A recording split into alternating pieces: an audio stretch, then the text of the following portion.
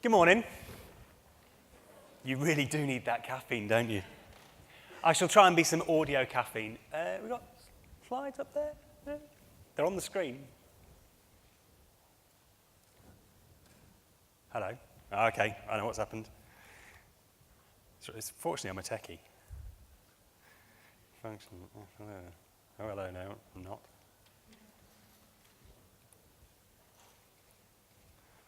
I think. And where's my, there we go. You're going to watch them slide across now. Whee! These things always work perfectly in rehearsals, don't they? Got it. Brilliant. Hello again. They still haven't woken up. Come on. Right, now for something completely different, as the Pythons would say. I'm a futurist, which means I spend my time talking to mostly global brands, people like LG, Nikon, Unilever, BP, and yesterday Kellogg's, about what the future looks like and helping them to tell that story to their colleagues and their customers. And so today I'm going to talk about the future of search, or perhaps beyond search a little bit. Now, who here is familiar with the concept of transactional memory? You don't have to use the app to vote. You can just put your hands up. No? No one? Have you ever relied on your other half, then, to remember your niece or nephew's birthday? Hands up. Yeah, that's more like it. I'm entirely guilty of this. Although, strangely, traditional gender split in our house. I'm responsible for the car insurance, the MOT. She seems to remember families' birthdays. We're not always that traditional. Transactional memory is basically this process of outsourcing bits of our brain to other people. And we've been doing it for as long as we've been human beings. As long as we've had families and friends and people close to us, we've relied on them to do stuff on our behalf. We've outsourced bits of our brains to them. So why shouldn't we outsource bits of our brains to machines? I'd argue we already do. I wouldn't get here, well, fortunately I know Manchester, but in cities I'm unfamiliar with, I would get nowhere without Google Maps because I was born without a sense of direction. I will get lost in the toilet. So if you see me looking lost behind the toilet door or anyone, just point me in the right direction. I've also got a terrible memory. I wouldn't know where I'm meant to be or when. And so we're already starting to outsource bits of our brains to machines. I think we're going to outsource more, and we're going to give machines more control, even over our wallets in the next few years. And that presents a real challenge for people in search. So the question is, in the future, if we start to give control of our decisions, of our selections, of our research, of our purchasing to machines, do we search or do we just accept what we're given? Because the reality is, we are a race of tool makers. We have always been a race of tool makers, ever since the first caveman or woman picked up a rock and used it to stove in the head of whatever animal they were chasing, because it hurt less than using their fist. We use technology to cut friction, to make our lives easier, to make it less painful, to do things faster. And you have to think about technology in the broadest possible sense. Technology is not just the phones in your pockets or the tablets on your lap, David. Technology is the appliance of science, and that goes right back as far as things like language, which makes Shakespeare a coder. Not that he necessarily would have looked at himself like that. And throughout history, technology has done one thing. Now, fortunately, unlike Alan, I didn't use the first image that came up when I searched Google for lubricant.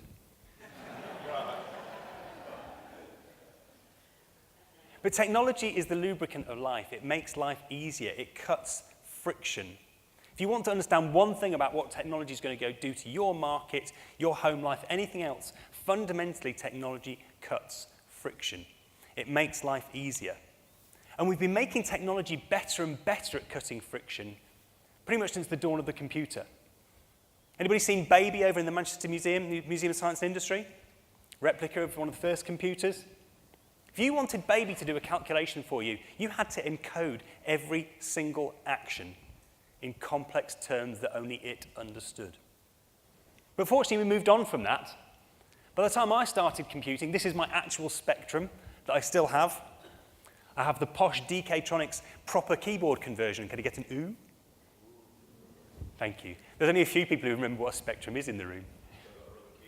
Ah, good man. But with the Spectrum, you could write what you wanted. You still had to write it in a form that it understood, but you could write what you wanted. But the really massive step forward was the graphical user interface. This was my first work laptop. Again, I still have it. You can tell I'm a bit of a hoarder. This is an HP OmniBook XE2, and boy was I excited. You had to plug something into it to get Wi-Fi. But with this, I could point at what I wanted and click on it. And that got even better when I got a smartphone. I could just stab my fat fingers at what I wanted. Note the friction coming down all the time. And then it gets to these things. And now I can just shout at Alexa, and 1 time in 2, she'll do what I actually want. I've nearly, I have to tell you this, I've got one of those robot vacuum cleaners. I've nearly got to the point where I can say, Alexa, hoover the kitchen. It's so close. I'll be delighted when I can do it. It's going to be great in a demonstration when I can do that, because I've got it set up remotely. Anyway, I have a little video camera on my kitchen. So what's next? What's next? Oh, it's a bit like that robot. Like full automation, handing over all of this stuff is the ultimate expression of that reduction in friction. If we can just let the machines get on with it, it takes the thought process, the necessity away from us. Are you familiar with this 5-step buyer model, 5-step purchasing model? It's not uncommon. Recognition, you know you've got a need, you know you want something, even if you don't know what it is yet. Research, you go and find a solution to that problem, a scratch for that itch. You compare, contrast. That's why those sites that Alan was just showing are so popular. You make a decision, and then retrospectively you evaluate. Typically the morning after, when you've hit buy on eBay after a few too many glasses of wine. Was any wine involved in the purchase of that classic car, I wonder? That's when I tend to buy stupid stuff like that. Now, if you look at e-commerce today, if you look at buying online today, it's still a very human process. We've made all sorts of advances, implemented all sorts of technology, but fundamentally, it's still a very human process. We do the recognition of the need. It might be inspired, and based on the research I've done with Salesforce, it's increasingly inspired by distractions, interruptions, recommendations from our friends, but fundamentally, the person has to recognize the need. We do the research, assisted by these comparison tools, search filters on Amazon, but we still do the research about what we want and the comparison. Ultimately, we make the choice. And right now, the decision is very much human. We click buy. We put in our credit card details, or increasingly they're stored. And the evaluation is all human. We have the post-purchase regret after that too much wine buy. With me, it's little packets of stuff arrives from China, loads of little bits of electronic components that arrive 6 weeks later after I've been drinking too late and been on AliExpress. Now this has changed. This has started to change with these voice assistants. It's still a human recognition of the need. We have to say, Alexa, get me. But the research at this point is increasingly done by the machine. A voice interface is a terrible way to do research and comparison. So we kind of let the machine make the choice. I was presenting alongside some guys from Google yesterday, and he admitted that he shifted from own brand Rice Krispies to Kellogg's Rice Krispies, because when he ordered Rice Krispies from Alexa, she automatically selected the branded version, and he didn't bother to go in and change it. The machine's doing the research, the machine's doing the selection, and yes, that was a Google guy using Amazon Alexa. He's ex-Amazon. Now, the decision is still human at this point. We're choosing to say yes. Alexa says, would you like me to order? And you go, absolutely. Well, actually, if you hold your thumb up, she won't know because she can't see you yet. And we do the evaluation afterwards, sending back the wrong box of cereal. But I think this is going to change. I think that progress of the reduction in friction means we're actually going to eliminate the human from a lot more steps in this process. At some point, and I'll talk about how, we'll get to the point where the machine recognizes the need, not us. It knows what we want or what we need before we do. It does the comparison based on its knowledge of what we know, what we want, and what we like. It makes the decision. It has access to our bank, our credit card. It makes the purchase. And it even does the evaluation by knowing how we've responded to what it has bought. Now, part of the way this works is that you need sensing capability to pick up the environment around you. And there's been lots of talk about what this might be. Who's heard of the internet fridge? Have you ever seen one? We've tested one. They're £4,000 in John Lewis at the moment. And you pretty much have to have either RFID tags on every single product in your fridge or scan in the barcodes with everything you load into your fridge. I don't know about you, but when I get home from the supermarket, the last thing I want to do is go beep, beep. Doesn't work. But if you've got a camera on your head, every time you open the fridge, you've got a fantastically detailed scan of what's in there. It can pick up barcodes. It can pick up sell-by dates. It can pick up how full the milk is. If you've got a camera on your head, you know when you're running out of tins of tomatoes or toilet paper, or whatever other products it might be. This low engagement stuff that we really need. It's part of the reason, not the only one, that I think within about 10 years, we'll be spending about 10 to 12 hours a day in augmented reality. Now, the big challenge for that is the social challenge. People talk about Google Glass as a failed product. I don't think it was. I think it was a successful experiment.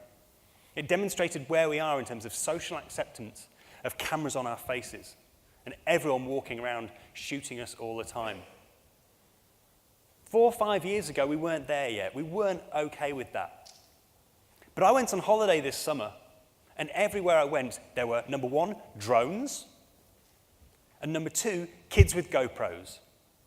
The entire beach in Spain was being shot in full HD in multiple dimensions at every point in the day we were there. And that's when we're all in our swimming cozies. We're starting to get used to, inured to, cameras on all the time. Now, cameras won't be the only sensors that feed these AIs doing our shopping for us, that feed these decisions. You look at the sensing technology that's going into phones now, the sensing technology that's going to sleep sensors, sensing technology that goes into computer controls, the sensing technology that's going into your smartwatches. Who's wearing something that measures their heart rate, steps, galvanic skin response? Fewer of those yet. Anybody got a neurosensor on? You'll have one soon. The price of these things that can measure your brain waves and know whether you're calm, that measure your heart rate and breathing, or whether you're happy or sad, is coming down. The technology is getting smaller, it's getting lower powered. And AIs can predict with about 80% accuracy whether you're happy or sad now, just from looking at 5 feet distance using wireless technology at your breathing and your heart rate. This technology will be integrated in the stuff we're wearing pretty soon. So these things will know what we want and how we respond to things. They'll know what's missing in our homes and around us. They'll also know how healthy we are in quite some detail. A few years ago, I made a series of shorts with Tim Lovejoy for Channel 4 called In the Future. And one of those shows was called In the Future, Toilets Will Be Our Doctors. And we weren't joking. You can know an awful lot about someone's health, by knowing about what's come out of them. I seriously think we'll have sensors in our toilets before too long, giving real-time feedback. It's funny talking to Kellogg's yesterday, because the obvious example was you ought to switch from cornflakes to bran flakes. Don't think about that one too hard. So today, the battleground is search. You all know this. It's where the most expenditure is in terms of digital marketing. It's the primary place that brands are competing for our attention, for our expenditure. But it won't always be the case. You can absolutely see that we're going to start to hand over some of the control of our expenditure to machines. And when we do, that search battleground disappears. Because for the low engagement stuff, and there's arguments about what is low engagement, starts to go over to the machines. The machines have control of some discretionary spending, can buy the stuff we need and don't care about. And let's be honest, who cares about buying toilet paper? I don't. Then search diminishes in value for those particular purchases. Now, the good news is I think what's happening with data legislation perhaps puts this power in the hands of us rather than the hands of the brands. Right now, if this were to happen, you'd expect the AIs doing the purchasing for you to be Alexa, to be Siri, to be Google Home. But I think even if we're not in the EU, if we're tracking what the EU is doing around personal data and its crusade to put data back in the hands of consumers, I think we may see these AIs owned by, paid for by us, and operating on our behalf, not operating on the brand's behalf. So what do you do about this? I think if you are in one of those FMCG sectors, if you are in media, if you are in some services, I would bloody love a robot to have handled my remortgage recently and not to have to go through the reams of paperwork I had to. Car insurance, don't care. Long as I'm insured, just make sure it's done. You know, some of these sectors we may not want to touch anymore. So if that's the case, what do you do? For a start, just track what's going on with these assistants, or track what's going on with augmented reality. Look beyond the bounds of your own sector and learn from other people, learn from people at the cutting edge. You know, experiment. Start playing with this stuff. You can build Alexa skills very easily. But beyond that, look at what the signals are going to be. We've had a lot of talk this morning about what the signals are that go into rankings. What are the signals going to be that go into determining which brand somebody's personal assistant buys for them? They may be similar, they may be very different. Thanks very much.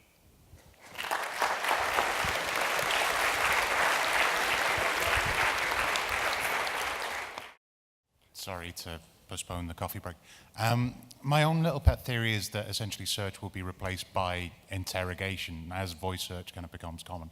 So you'll be able to converse about your query with Amazon. How likely do you see that as being a common event, and how long? It's part of the answer, but voice is relatively low bandwidth, and it's also quite intrusive in a multi-person home. You ever notice all the demonstrations you see of these? They're either a very carefully edited family group or it's a single person conversing. You know, as soon as we're conversing on trains, I mean, nobody wants a voice interface on a train. Yet nobody wants a voice interface in the room when somebody else is watching television. You know, nobody wants a voice interface in the room when you're on the phone or you're doing something else. So, you know, voice is quite an intrusive interface. I think it's part of the answer, but it's relatively low bandwidth versus vision, which can capture huge amounts of information very quickly. So while it might be used for confirmation, I think there'll be less conversation. Cool. Any more questions out there for Tom, or do you want to catch Tom over a coffee? I'll walk backwards looking for hands. No? Coffee. Coffee. It's looking that way. Tom wants a coffee, clearly. Right, well, a big thank you for Tom again. Really, really interesting talk for me. Lots going on. So that's our first session for the morning. Hopefully you guys have found that incredibly interesting.